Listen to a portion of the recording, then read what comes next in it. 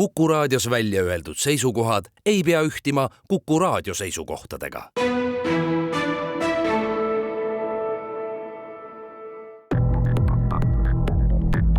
Krimiraadio. Tere taas, on teisipäev, kell on mõni minut 1 läbi ning eetris on loomulikult Krimiraadio. Stuudios on ajakirjanikud Raul Rõnne ja Karel Reisenbuk. Saate teises pooles liitub meiega ka Andres Anvelt, meie tavapärane ekspert, kes täna on küll pisut teises rollis. Me meenutame koos temaga 1994. aasta 15. detsembri ja sellele järgnenud päevade sündmusi. 30 aastat tagasi tungiti Mäo ristil kallale noorele Eesti Vabariigile. Öisel ajal maanteel toimunud tulevahetuses said surma 2 noort politseiametnikku. Mis toimus, miks toimus, kuidas kurjategijad tabati, millised olid sellele traagilisele juhtumile järgnenud sammud, sellest Andres meile ka räägib. Aga seda kõike, nagu öeldud, kuulete saate teises pooles. Aga kuivõrd eile nimelt oli rahvusvaheline korruptsioonivastane päev, siis on seda enam põhjust võtta ette ka see teema. Milline on korruptsioon tänapäeva Eestis? Kui palju on korruptsioonijuhtumeid menetluses, millised elu- ja ärivaldkonnad on korruptsioonist kõige enam läbi imbunud? Ja kas Eesti-sugune väike põhjamaine riik saab olla ikkagi päris korruptsioonivaba? Neile ja paljudele teistele küsimustele proovivad vastata Keskkriminaalpolitsei korruptsioonikuritegude büroo juht Aivar Sepp ja vanemprokurör Kaido Tuulemäe. Tere tulemast Krimiraadiosse, mehed! Tere! Tere päevast! Ma alustaksin üldisest. Öelge, mis seisus me Eestis korruptsiooniga oleme? Mis tasemel see meil on? Alustame siis Kaido Tuulemäest, vanemprokurör. Jah, et ma tahan nagu sissejuhaks öelda, et me peame selles mõttes täna olema täpsed, et mida me käsitleme korruptsioonijuhtumina. Ehk siis, et kui me korruptsioonist räägime, et näiteks asjad, mida meie uurime või eeluurimisel korruptsioonijuhtumitena käsitleme, ei pruugi kohtus ju mõnikord kinnitust leida, et selles mõttes peame nagu mõtlema, et millistest juhtumitest me räägime ja kui me täna ka räägime mingi näiteks nimedest ja juhtumitest, siis me peame ka silmas pidama kesksemat kriminaalmenetluse printsiipi, süütu presumptsioon ja seda silmas pidama.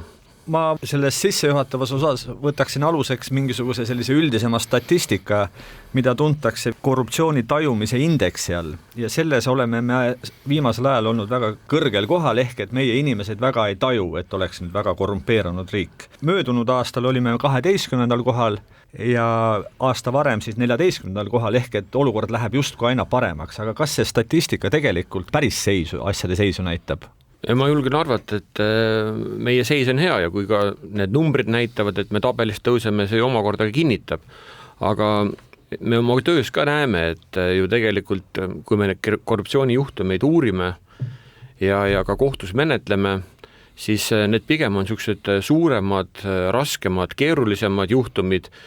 Ja ma pean ütlema, ega me ei saa öelda, et meil oleks riiulis seismas mingid väikesed korruptsiooni asjad, seega sellised pisemaid korruptsioonijuhtumid tõttu öelda liiga palju ei olegi, et selle pinnalt ma julgen öelda, et selles mõttes on meil korruptsiooni seis hea ja tuleb kiita pigem Eesti inimest, et nad tajuvad seda olukorda väga adekvaatselt.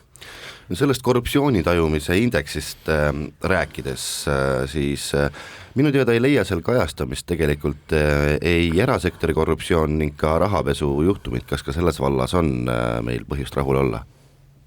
Tõepoolest, korruptsiooni tajumise indeks, millest me enne siin rääkisime, see mõõdab pigem eelkõige sellist tajutavat korruptsiooni avalikus sektoris. Kommenteeriksin siinkohal nii palju, et see Eesti 12. koht ka selles korruptsiooni tajumise indeksi ajaloos on tegelikult üks edulugu. Eesti on üks viimastel aastatel 10 aastaga oluliselt tõusnud selles tabelis ja elukeskkond, majanduskeskkond, selline korruptsiooni tajutav tase on läinud allapoole, nii et siinkohal on tunnetada seda ühiskonna muutust küll ja ühiskond olemuselt ei tolereeri korruptsiooni, tahaks nii öelda. Aga kui rääkida sellest rahapesust ja majanduskeskkonnast, eks seda ka ju mõõdetakse ja selle kohta võiks välja tuua ka ühe indeksi, rahvusvaheliselt mõõdetava indeksi, see on Baseli indeks. Siin käesoleval nädalal just kolleegid välisriigist justkui et õnnitlesid lausa. Eesti saavutas järjekordselt väga kõrge 4. koha kus siis majanduskeskkond, rahapesuvastased tegevused, sealhulgas ka korruptsioonitase on suhteliselt madal. 4. koht, siis seal oli vist 164 riiki, et selline tajutav olukord on meil suhteliselt positiivne, mis muidugi ei tähenda, et meil nüüd probleeme ei ole. Kui rääkida sellest tajumisest, et kas ma saan õieti aru, et meil ei ole tavalist käibe korruptsiooni või niisugust argi korruptsiooni, et politseinikud raha ei nõua, arstid komme ja konjakit ei taha, et teha oma tööd, et see on see, mis hoiab siis meid nagu selles näitajas kõrgel kohal? Nii ja naa, nagu ma ütlesin, et tõenäoliselt tavaline inimene ei talu korruptsiooni. Kui korruptsioonijuhtum ilmneb, midagi on kahtlast, siis sellest teavitatakse ja sellele reageeritakse. Küll me oleme ilmselt üsna ühel nõul, et Eestis liikluspolitseinikule altkäemaksu pakkumine ei ole väga tulemuslik ja sellest tuleb pigem jama kui mingisugune kasu. Eks siin sektorite lõikes neid probleeme on erinevaid ja selline korruptsiooni tase või käitumislik erinevus on olemas, et arstile kommikarbi viimine, kas see on siis korruptsioon või on tänutäht, kas juba mingisuguse sularaha viimine, et järjekorras ettepoole saada, et see ilmselgelt ei ole aktsepteeritav ja sellist käitumist ei saa me lubada. Ma tahaks ka terminid selgeks teha. Üks selline juriidiline termin, mida mina olen kuulnud kasutatavat, on niinimetatud raske korruptsioon. Mis asi see on? Kas korruptsioon saab kerge olla? Ilmselt selle termini all peetakse silmas korruptsioonijuhtumeid, mis on keeruline avastada, mis on väga peidetud. Eks see korruptsioon olemuselt on nagunii latentne kuritegevus, mis tähendab, et ongi peidetud. Aga kui me just enne rääkisime sellistest nii-öelda kergematest juhtumitest, kus siin politseinikule pakutakse altkäemaksu või arstile midagi pakutakse, et saada midagi paremini. Need on olemuselt ei ole selline süvakorruptsioon. Süvakorruptsiooni all või raske korruptsiooni all võib pidada silmas olukordi, kus mingisugused protsessid on toimunud korruptiivsetel alustel juba väga-väga pikalt, võib-olla aastaid, 10 aastat rohkem. Ja see on see valdkond, mis mõjutab meie kõigi igapäevaelu üsna selgelt ja sellega tuleb tegeleda ja sellega võidelda. Panin tähele, et mainisite, et Eesti inimesed ei talu korruptsiooni. Kuidas see on saavutatud? Me ju veel 30 aastat tagasi talusime väga hästi selle korruptsiooni. Tundus, et kõik asjad, et need üldse korda saaks, selleks tuli siis määrida midagi või kedagi. Kuidas see siis nüüd nii läks, et enam ei talugi? Absoluutselt, siin selline muutus on ju ilmselge ja ilmselgelt siin on tehtud minevikus, tundub, et päris õigeid otsuseid. See, et meil ühiskond on suhteliselt puhas korruptsioonist. Eks siin on omad põhjused, kindlasti üheks suureks põhjuseks on Eesti digitaalne areng, e-riik, olukord, kus väga paljud teenused toimivad digitaalselt, ei ole vaja kuhugi ametniku juurde minna mingisuguseid asju ajama, vaid kõik on tehtav mõne kliki kauguselt. Samuti muidugi need üleüldised isikuvabadused ja vaba ühiskond. Ja kindlasti oluline osa on ka ajakirjandusel, et ajakirjanikud teevad väga head tööd ja ajakirjandusvabaduses on Eesti ka väga kõrgel kohal. Et ajakirjandus saab toimida, tuua neid juhtumeid päevavalgele, nendest kirjutada, kajastada ja see kindlasti täidab sellist üldpreventiivset eesmärki ka. Aga teeme siin ühe väikese pausi, oleme juttudega peagi tagasi. Krimiraadio. Krimiraadio jätkub. Stuudios on ajakirjanikud Raul Ranne ja Karel Reisenbuk. Saate esimese poole teemaks on korruptsioon Eestis ja stuudios on meil asjast rääkimas Keskkriminaalpolitsei korruptsioonikuritegude büroo juht Aivar Sepp ning vanemprokurör Kaido Tuulemäe. Kaido Tuulemäe, mul ongi üks küsimus teile, et aitaksite mõista olukorda.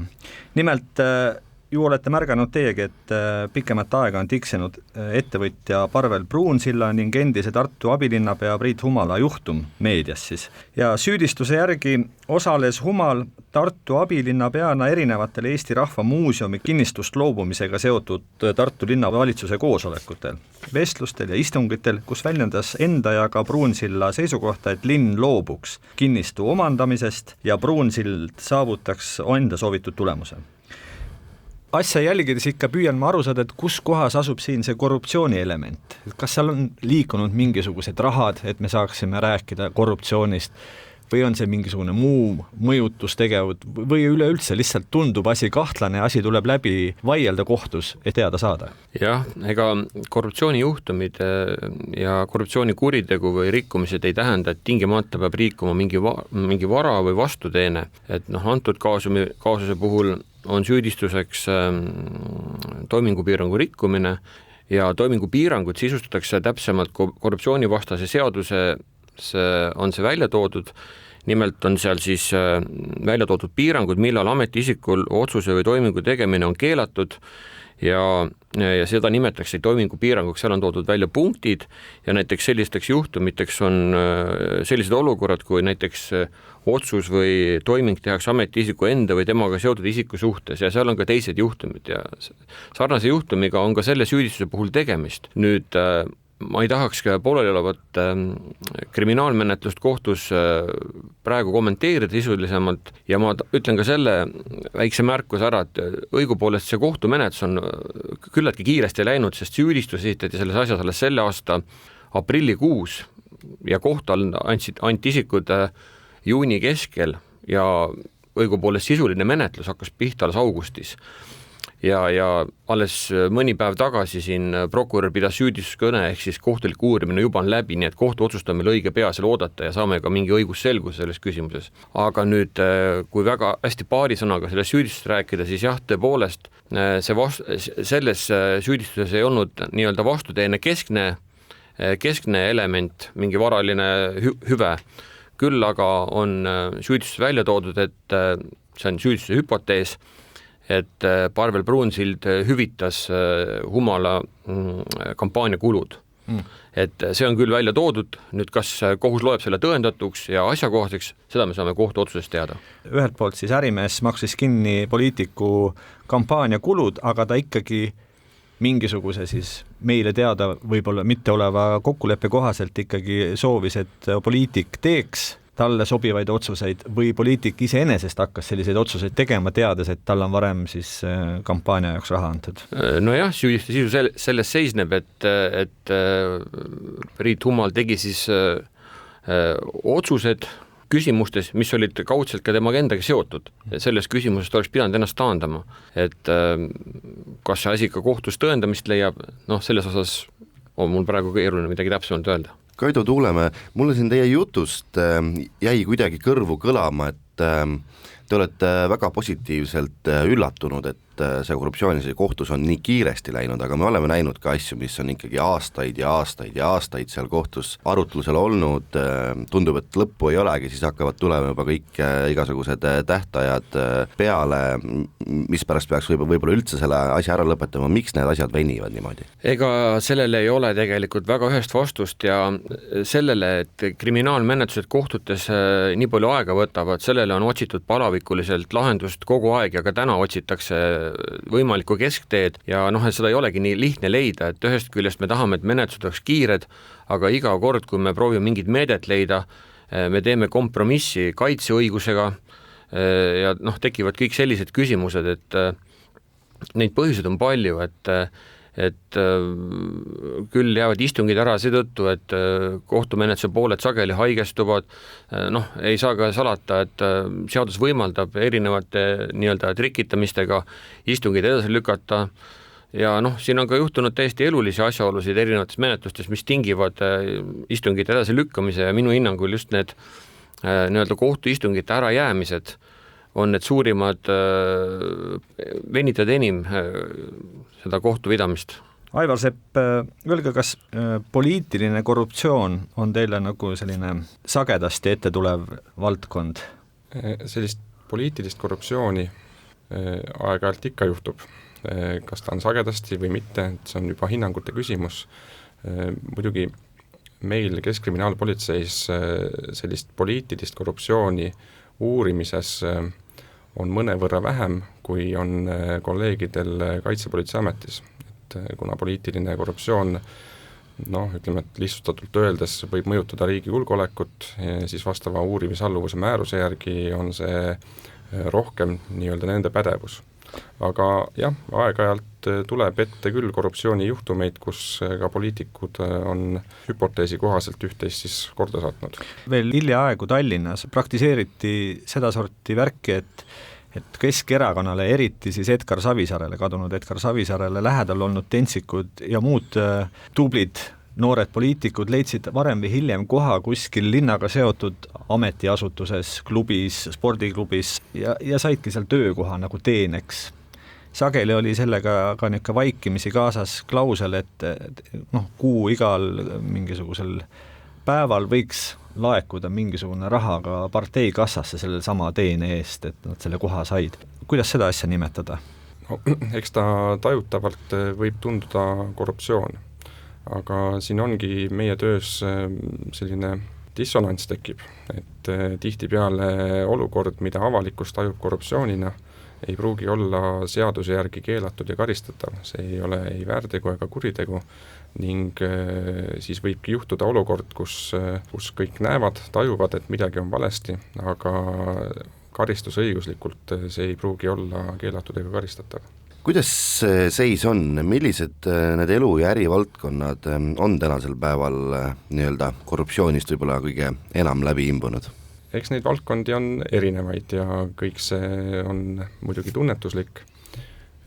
Keskkriminaalpolitsei ja PPA tervikuna teeb päris aktiivset tööd selle nimel, et kaardistada meie hetke olukorda, koostada olukorra pilti, ohuhinnangut ning sellest tulenevalt siis tegeleda nende valdkondade ja sündmustega, mis võivad mõjutada Eesti ühiskonda kõige rohkem.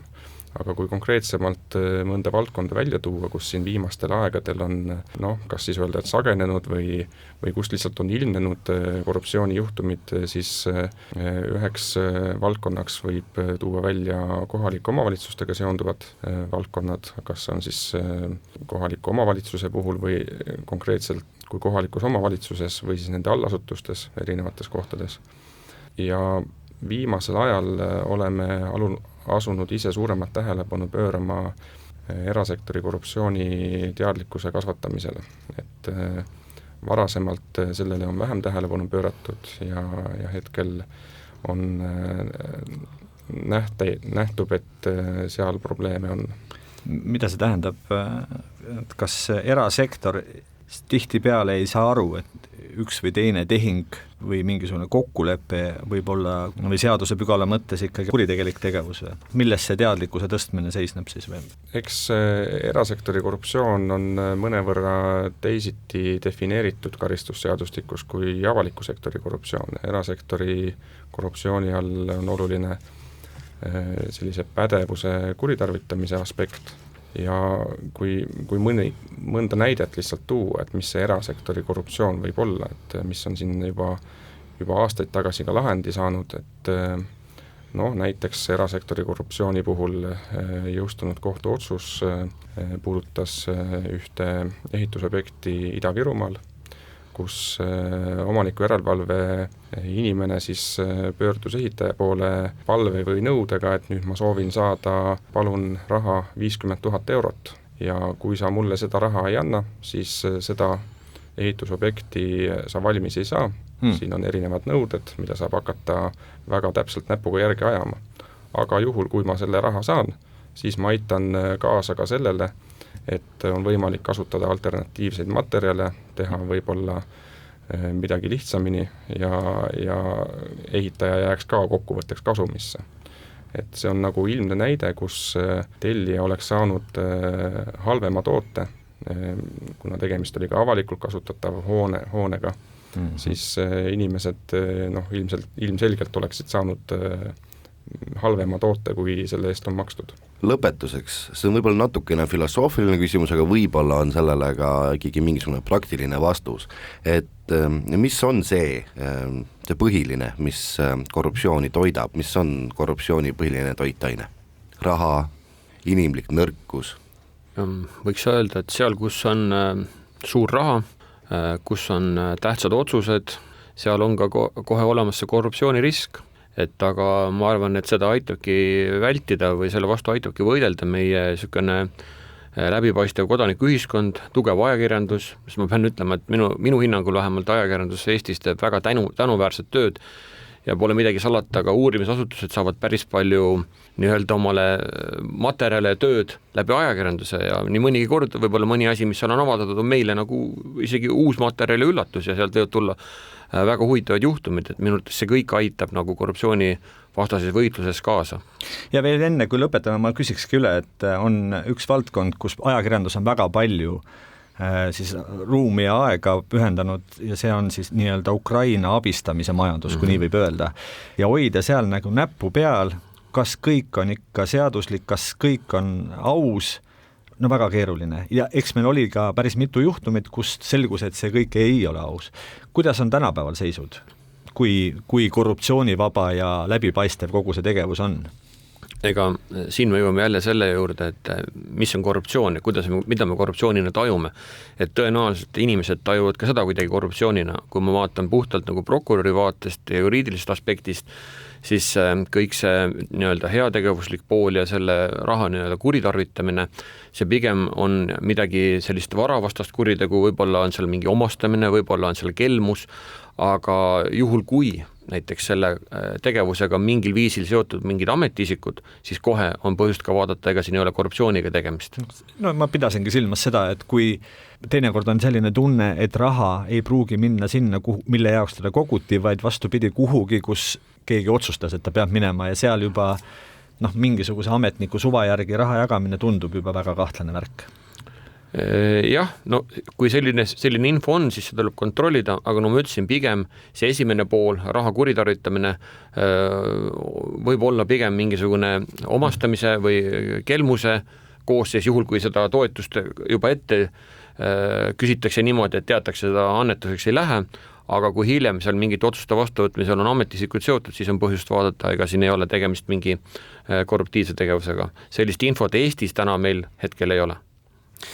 Aga sellega peame selle saate osa ära lõpetama. Keskkriminaalpolitsei korruptsioonikuritegude büroo juht Aivar Sepp ja vanemprokurör Kaido Tuulemäe. Täname teid saatesse tulemast. Meie aga lähme siit väikesele pausile ja saate teises osas räägime Mäo ristil toimunud tulistamisest 30 aastat tagasi. Krimiraadio. Krimiraadio jätkub, nagu sai lubatud, siis saate teises pooles võtame fookusesse 30 aastat tagasi aset leidnud traagilised sündmused Mäo liiklussõlme lähistel ja meiega on stuudiosse liitunud nüüd ka meie püsiekspert Andres Anvelt. 15. detsembril täpsemalt siis kella 3 paiku öösel saabus Mäo risti 2 masinat. Ja noor politseinik Marek Lemming ütles oma kaaslastele, võtke tee see esimene, ma võtan ka massi. See pidi olema nende meeste see öise vahetuse viimane töö, aga sealt edasi käivitused sündmused, mille tagajärjel 2 noort politseinikku, Argo Kivi ja Marek Lemming said surma ja üks kaaslane ka raskelt vigastada. Andres, mis ametikohal sa toona olid, kuidas sa sellest juhtumist teada said toona? Jaa, tere! 94. aastal detsembris olin mina siis aasta vana Keskkriminaalpolitsei loodi lihtsalt 93. aastal, siis selle organiseeritud kuritegevuse osakonna isikuvastaste kuritegude talituse komissar. Ja teada sain, nüüd jääb natukene ma mõtlesin selle peale mõlkuma, kas ma sain piiparile teate või siis oli juba mobiiltelefon esimene ja kuna ma elasin Õismäel, seal kus elas ka minu ülemus ja hea kolleeg õpetaja Koit Pikaru, siis ma sain ta peale võetud, me sõitsime öösel siis Paides. nagu me ütlesime, et see vahejuhtum hakkas argnema Mäos kella 3 paiku öösel ja teie olite jalul ja juba tegutsesite siis umbes millal või ütleme, kui vastu hommikut ikkagi väga vara hommikul ikkagi selles mõttes, et kellaaegades, kes see 30 aastat hiljem mäletab ja teine asi selle 30 aasta jooksul nii palju kellaaega keeratud, tund aega sinna, tund aega tänna, nii et need üksikasjad mul meeles ei ole, aga see oli ikkagi talvises mõttes vara valges ja siis olid kinni peetud, eks ju, 2 kahtlusalust alguses, kuna need ei olnud ju sündmuskohal. Räägime veel sellest, kui te sinna koha peale jõudsite, no mis pilt seal koha peal avanes? Ma ütlen kohe siiralt ausalt, et meie ei sõitnudki sinna sündmuskohale, sellepärast sündmuskohal tegid tööd siis teised inimesed, kriminalistid, nii palju kui seda tookord oli, eksperdid, uurijad, kes fikseerisid. Meie suundusime kohe Paide, siis ta oli, ma arvan, politsei prefektuur veel, ta oli ju veel maakonnad ja siis läksime sinna keldrisse, kus olid arestikambrid ja kohe kuumadel jälgedel tegutseda, siis anti meile vestluseks Rešetnjak, kes oli siis Lasnamäe politseinik ja Nikolajev, kes oli varem karistatud tema kaaslane ühest autost. Kui te neid 2 üle kuulasite, siis nagu ma erinevatest ajakirjanduslikest materjalidest on lugenud, see sama Nikolajev jäi nagu sinu üle kuulata ja Rešetnjak, kes oli siis endine või tollal veel töötav politseinik, kes oli pättidega koostöösse läinud, jäi siis komissar Pikaro, legendaarse komissari Pikaro üle kuulata. Et ma kõigepealt selle ülemkomissar. Ja ülemkomissar, eks ole, et ma kõigepealt küsiks selleks ajaks, kui palju teil oli teada kellega tegu, mis tüübid need sellised on, kui juhuslikud tüübid need on, kes need üldse on, kellega te rääkima lähete? Sealt tuleb nagu seda sündmust vaadata natuke laiemalt. Tegelikult ju need, Rešetnjak ja Nikolajev ei peetud ju kinni sündmuskohal. Nemad peeti peale seda, kui olid reageerinud politsei suuremad jõud ja kihutanud välja siis sellele sündmuskohale ja edasi kihutanud siis selles suunas, kuhu olid ära kadunud siis need sündmuskohad põgenenud kurjategijate autod, siis neid peeti kinni, kui ma mõtlen natukene vist seal edasi kuskil Mäekülast või midagi sellist. Jälle võib-olla geograafias nüansid andku mulle andeks ajalugu, aga sisuliselt nemad olid ju kinni peetud selle kahtlusega, et mis te passite siin öösel. Nad olid saata auto. Nad olid saata auto selleks, et saata siis, sellepärast oligi Rešetnjak vajalik, kui politseinik, et vajadusel võtab oma selle ksiiva, nagu nimetati töötõendid, võtab selle välja ja räägib siis puhtaks. Ja räägib tee vabaks nagu. Ja. Räägib tee vabaks ja aga nemad, minu mäletamist mööda ja nende ülesanne oligi katta ja nad tegelikult olid sellises pealt olukorras. Ja seepärast, et esimene vale oligi väga lühikeste jalgadega. Me peamegi vist üle rääkima, mis seal siis Mäos nagu toimus tollel ööl, et nagu me päris selle pool tunni alguses rääkisime, peeti kinni Kamass ja seal seda saatis ka üks sõiduauto. Kamassi hakati kontrollima, juht ütles, et seal ei ole midagi, koorem on tühi või seal koormat ei ole, eks ole, aga siis selgus, et tegelikult on seal ikka väga palju pudelitega kaste, ehk et seal olid alkohol, šampanja, viin ja lisaks veel terve hulk muid kaupu. Ja sealt edasi hakkas siis argnema, et need, kes selle veoauto juhid olid, siis avasid mingil hetkel tule võimalus avanedes ja siis see saateauto pärast seda, kui sündmused olid ära olnud, kiiresti sõitis eemale kuhugi ära. Sisuliselt tegelikult see saateauto koha peal. Nüüd Nikolajev Rešetnjak, sest kui ma nüüd vaatan neid erinevaid ajakirjandusväljaandeid, sest tõesti ajalugu on ka oma asja teinud peas, siis kaasnevaid autosid oli mitu. Ja Rešetnjak ja Nikolajev sisuliselt ei teadnud sellest tulistamist eriti midagi, sest nad olid eemal. Siis kui see toimus, nad ootasid järgi. Teadsidki püüti kinni, et seal midagi toimus, sest vaevalt nad oleksid jäänud sinna passima, kui nad oleks teadnud, et seal tapeti ja haavati mitu politseinikku. Eriti Rešetnjak, eks ju. Nii et tegelikult nad olid teadmatuse, selle peale nende see esimene kaitsetaktika oli üles ehitatud. Aga jah, et kuulele arusaamiseks, kus see auto tuli, eks ju, tol ajal lihtsalt ma ütlen väikse tagasipõike. 91. poolel, eks ju, oli Tallinn ja Harjumaa täis selliseid väikeseid nii-öelda hulgiladusid. Neid oli siin iga nurga taga Lasnamäel, ma ei tea, Punasel tänaval, Pae tänaval, siin Betoonis, kus iganes, Suur-Sõjamäel eriti palju. Ja seal olid siis nagu vanemad kuulajad mäletavad Royal Piritusest kuni Mehukatini, eks ju, ja neid kogu aeg puistati, neid kogu aeg rööviti, sest nendel ei olnud ka võib-olla siis nii-öelda korraliku katuseid kuritegeliku maailma mõttes ja täpselt samuti see veoauto oli täis just mingi tunnid tagasi siis paljaks röövitud ühest sellisest hulgilaost ja tol ajal oli mitu juhtumit, võib öelda, mina olen ühega kindlasti kokku puutunud veel, kus katet tegid sellistele röövilitele siis näiteks kohalikud politseinikud. Kas see punt, kui te hakkasite juba üle kuulama ja kui nad esimeste ütluste järel siiski hakkasid väikest viisi lõhki minema ja välja hakkas tulema siis see päris tõde, kas see oli selline punt, kes oli ka varem seda viisi röövinud neid väikeseid hulgiladusi, oli ta selline organiseeritud grupp või oli ta juhuslikult selleks hetkeks, selleks õhtuks, selleks korraks kokku tulnud punt, sest see organiseeritus, kui me räägime saateautodest, ka relvadest, et see näitab, et see ei olnud puht niisama lugu, et seal oli ikkagi mingisugune organisatsioon taga küll. No hakkame sellest pihta, et need peategelased Iljuhin ja Mitjugin, nad olid ju ikkagi kõrgelt, kuidas öelda, ettevalmistuse saanud, dessantväe osas teeninud Viljandis ja seal ikkagi õpetatakse mitte ainult, eks ju, maastikul orienteerumist, aga ka sellist, nagu öeldakse, natuke paremal tasemel siis juhtimist, mingi väikse üksuse juhtimist, jah, see oli, ja sellest tulenevalt, jah, see oli organiseeritud grupp, ma ei nimetaks seda võib-olla tänapäeva mõistes, jah, võib-olla isegi aastaid hiljem, kui tuli selline paragrahv nagu kuritegelik ühendus, oleks saanud kindlasti sinna alla ka sättida, tol ajal seda ei olnud ja seda, et nad olid neid varem teinud, seda näitas ka järgmine päev, kui me jõudsime Mustveesse, kus me lootsime, et tulevad siis põgenenud Iljuhin ja Mitjugin, aga me leidsime nende vahelao, kus oli siis näha, ütleme siis, andmeid ja asitõendid selle kohta, et sellise töövmisi on toimunud rohkem ja rohkem.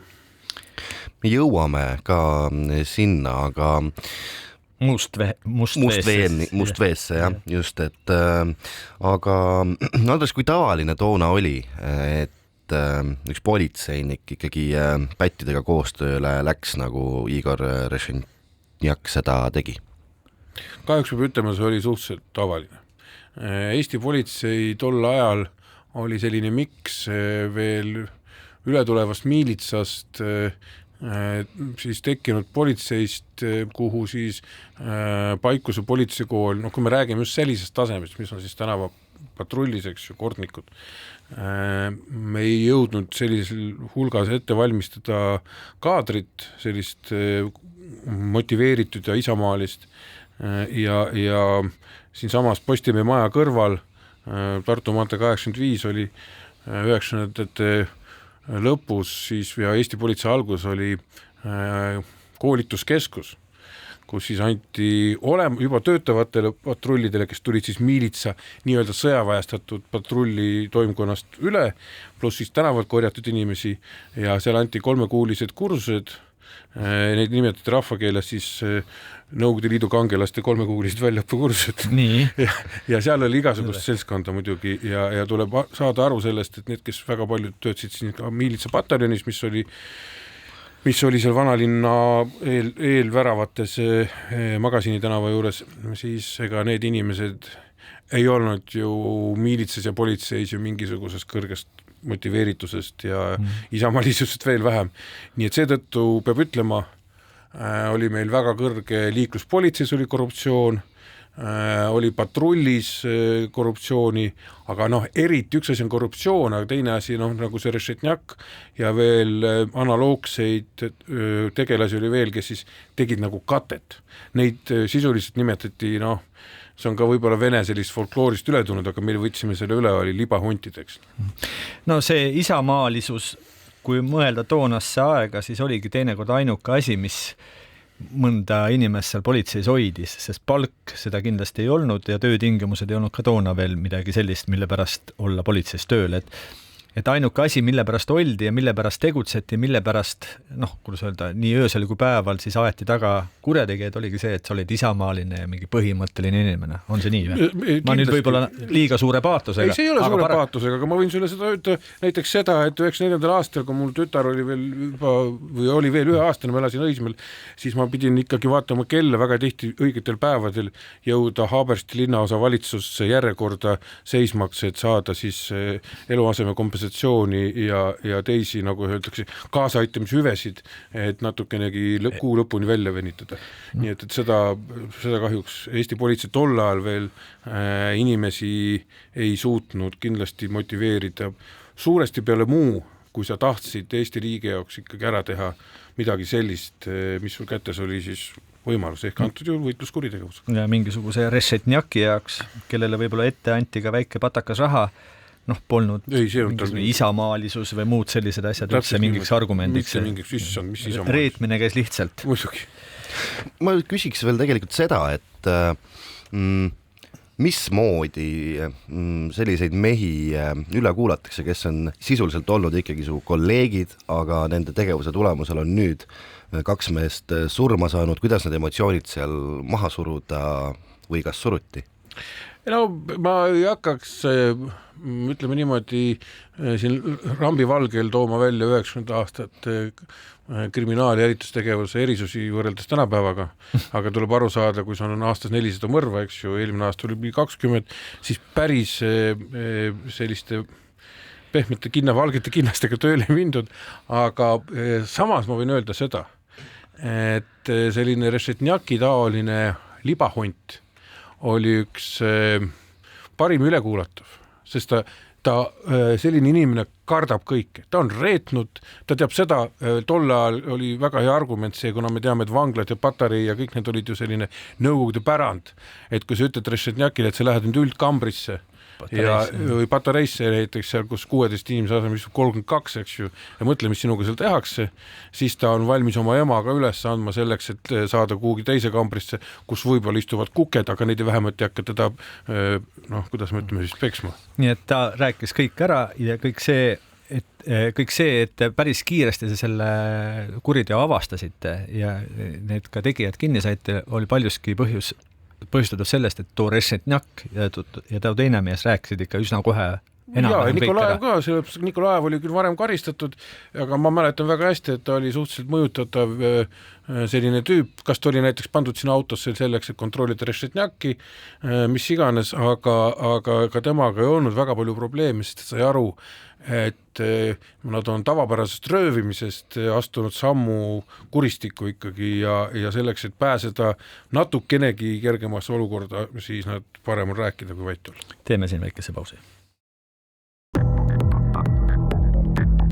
Krimiraadio. Krimiraadio on pausilt tagasi.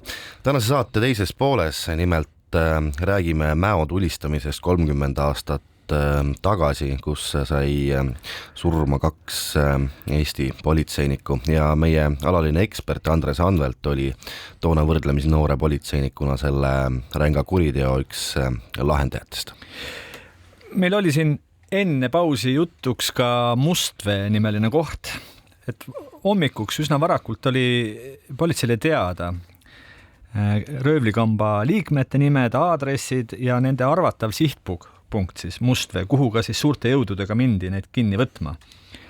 Osa siis neid, kes veel ei olnud kinni saadud. Ja teisest küljest ma tean, et selles veoautos vähemalt oli siis Moskva linnakaart. Nüüd tuleb siis üle küsida, et kas see koorma täis varastatud kraami oli teel Moskvasse, kus selle eest suurt raha teenida ja Mustvee oli tõesti ainult üks väike vahepunkt, kus siis, ma ei tea, kas laaditi maha ja laaditi siis teise suurema auto peale või siis väiksematesse autodesse, et siis vähehaaval need laiali vedada. Mis seal Mustvees toimus ja kuivõrd see Moskva liin siis paika peab? No Mustvee oligi vaheladu ja Mustveesse me jõudsime väga ruttu, sellepärast et kuna seesama Nikolaev Rešetnjak, eks ju, saata autoga, nad teadsid, kuhu nad liiguvad ja nad olid ka sinna arvatavasti liikunud, siis me sinna jõudsime suhteliselt kiiresti. noh, kui kiiresti, sest tol ajal ei olnud suvekumme, tee oli kohutavalt libe, teid ei koristatud ka. Ja oli just nimelt luminöö. See oli luminöö ja siis ta oli ikkagi mingi vihmajäitega üle, no vahet ei ole, aga noh, tol ajal osad sõita ilma naelteta ja meile ka ei olnud, aga vahet ei ole, et me jõudsime sinna, me kohe seda ei rünnanud, me kõigepealt jälgisime, sest me ikka ootasime järgi ka vendasid, seepärast, et kui ooperid jõuavad, eks ju, kohale, siis juba tol ajal oli ka see tarkus, et ärme roni, sellepärast, et ühe inimese ülesanne on, eks ju, üle kuulata, teine asi on seda üle kuulatud kinni võtta, kui need asjad ära muuta, siis tihtipeale juhtub õnnetus. Ja siis, kui ka komando jõudis kohale, siis me öeldakse, ründasime seda objekti, eramaja ja siis tuli välja, eks ju, seesama asjaolu, et seal on täis varastatud kraami, sealt leiti relvi veel, sealt saime ka järgmised niidiotsad, kus tuleks see pererahvas, kes oli teadlik seal, mida nad teevad ja mida nad varjavad ja kes need juures käivad ja siis läbi ka veel teatud päringud, tolleaegse päringu, jällegi ma rõhutan, et politseil ei olnud arvutid autos, kus nad vaatasid mingeid asju, helistati kahel erineval telefonil, üks oli siis avalik rahvastikuregister 66300 7 vist oli või midagi sellist 3 ja öeldi parool ja siis öeldi sulle aadressid ja teine oli siis politsei oma selline salajase notkeregister ja sealt tuli see Kallavere aadress, aga kui sa nüüd küsid selle Moskva kohta, siis mul ei ole, ma ütlen ausalt öeldes, ei ole õrna aimugi sellest, mis nende plaanid olid, kas see kaart oli lihtsalt sellepärast, et nad on seal armastavad käia metrooga sõitmas või oli see edasise kauba toimetamise jaoks, kuid samas ma arvan muidugi, et olenemata selles, et 1994. aastal oli piir meil veel suhteliselt siuke hädine, siis noh, nii palju hoidu, et sa relvastatud röövi osanud autoga hakkad sõitma Moskvasse kaupa viima. No selleks on liiga suur risk, kuigi noh, 1994. aastal olid nii pätid, olid ka täpselt samuti meripõlvini. Nii et jah, et siin ma jään vastuse võlgu, kas see kaart oli sellele eesmärgil või mingil muul aadress. Ühesõnaga nende kamba liidreid, Andrei Iljuhinit, Nikolai Mitjuginit Mustveest ei leidnud, ju nad siis olid, kas kartsid nii palju või teadsid, et midagi, et ju te sinna ka jõuate mingil hetkel. Ja siis te saite, eks ole, aadressi Kallaveres, ehk siis Maardu kõrval olevas Alevis. Ja sealt leidsite siis kelle? Iljuhini. Õigemini me saime aadressi, ma võin nüüd eksida, kas oli keegi Markovi nimeline, kes oli siis selle korteri nagu omanik või elanik. Et selle juures võib olla Iljuhin, seda korterit me ründasime ja seal me Iljuhini saimegi kätte. Iljuhin on muidugi käitus kohe täiesti erinevalt, eks näiteks samadest nendest Nikolaevitest või Snäkkidest oli siis alguses täielikult lukus. Mingid ütlusi ei andnud. Ma saan aru, et endine dessantnik üritas seal veel midagi vehkida. No, jah, üritas vehkida, aga ega seal meie pool oli ka endised dessantniki, nii et selles mõttes vehkimist pikalt ei olnud. Ja siis me jõudsime sellise olukorda, et meil oli sisuliselt kogu jõuk käes, aga mitte Juginit ei olnud. Ja kogu edasine aeg ongi täis palju küsimärke, küsimusi, versioone, sest juba mingi aja pärast, mitte kohe, kui ma eksi kuskil järgmise kevadel hakkas ju Iljuhin alles rääkima ja kõiki ajama Mitjugini kaela. Sest selleks ajaks oli ta kursis, et see Mitjugin on jooksus, see tema teil käes ei ole, väga mugav on ajada sõbra kaela. No arvatavasti jah, siin võib olla, kuna keegi Mitjuginit tegelikult ei ole näinud ka hilisema tagaotsimise käigus, isegi siis, kui me veel tegime koostööd Venemaa politseiga või miilitsega, siin on erinevaid jutte on isegi liikunud, siin politseinik ise arutanud, et võib pereda üldse löödi maha ja sellepärast ei tead, kuigi see on kõik versioonid ja sellest saanud spekulatsioonid, inimest ei ole käes, ta on taga otsitav, miks ta ei ole käes, seda me ei oska öelda. Vabanda, et ma niimoodi provotseerivalt küsin, aga miks ta pääses omal ajal? No, mis teda aitas toona? No aitas, see on üldse provotseeriv küsimus, me oleme ise proovinud vastata sellele, oli see, et nad esimesel võimalusel läksid eri suundades. No, nagu õpinmehed ikka, selles mõttes, et kui ma kujutan ette, et kui sind visatakse, eks ju, kuskilt dessandilennukilt mingisse paikkonda ja sa näed, et sind vaenlane jälitab, see on parem, nagu öeldakse, hargneda, et mitte olla siis üks tagaotsitav, aga mitu ja teine asi, no see on ka võib-olla rohkem siuke oletus on see, et Mitjuginil oli ka kuhu minna, erinevalt Iljuhhinis, kes läks oma ühe, siis nagu öeldakse, võimaliku kuriteokaaslase juurde. Nii et seetõttu see nende laialiminek toimus suhteliselt ruttu, isegi ju, kui ma nüüd õieti mäletan, siis me isegi seal samas kandis ju veel järgmistel päevadel otsisime, et võib-olla ta on kuskil metsas ja tuleb välja sealt ja kohalikud politseinikud otsisid. Aga kadunud ta oligi. No see oli ju siiski kallaletung noorele Eesti riigile. Ka selle ränga aasta taustal tegelikult ju mitte väga ammu oli juhtunud ka Estonia katastroof. Mõjus see kuritegu kindlasti üsna räigelt. Mis sellest ajast politseitöös muutus? Ma arvan, et tegelikult oli väga suur põhimõtteline muutus. Oli see esiteks, et politsei vaatas üle, see toimub üleöö muidugi, kogu oma senise käitumise taktika, autode kinnipidamisel, selleks oli vaja eraldi siis väljaõpet, kindlasti vaadati sisse ka organisatsiooni, nagu öeldakse, isikkoosseisu, et hakata välistama sellised Rešetnjaki-taolisi indiviide ja ise puutusin ka sellega kokku hiljemad aastatel, eks ju, kus olid analoogsed siis Rešetnjakiga tegelased, aga kõige tähtsam on mentaliteedi muutus oli politseis sees ja kindlasti politseist väljas, ütleme inimestel siis saadi aru, et see ei ole lihtsalt, see politseitöö oli lihtsalt kuskilt tee ääres passimine ja raha kogumine ja tega politsei teeb ikkagi väga ohtlikku rasket tööd, on tol ajal kindlasti oli esimene liin, Kaitsevägi oli siis ka veel arenemisastmetes, aga esimene liin nagu meie Eesti riigi iseseisvuse kaitsmisel ja ma arvan, et kõik asjad hakkasid muutuma nii varustuses, inimeste väljaõppes, autodes, no kõiges. Aga aitäh, Andres, sellega on meie tänane Krimiraadio jällegi üsna ootamatult läbi saanud. Saate esimeses pooles rääkisime korruptsioonist ja saate teise poole pühendasime 30 aastat tagasi toimunud tulistamisele Mäo ristis, kus hukkusid 2 politseinikku. Täname kõiki külalisi, täname kõiki kuulajaid. Järgmine Krimiraadio on eetris juba järgmisel nädalal kell 1. Krimiraadio. Krimiraadio.